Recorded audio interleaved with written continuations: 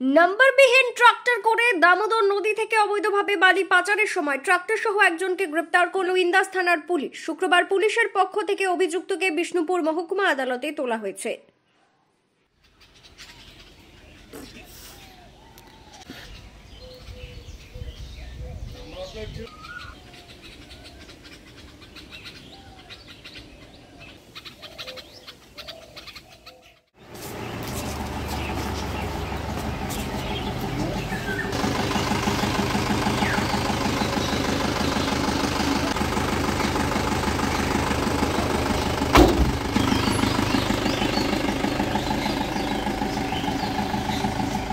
দামোদর নদ থেকে অবৈধভাবে বালি পাচারের অভিযোগ দীর্ঘদিনের। এরই মাঝে বৃহস্পতিবার নাম্বারবিহীন বালি বোঝাই একটি ট্রাক্টর ইন্দাসের দিকে যাওয়ার সময় পুলিশের সন্দেহ হয়।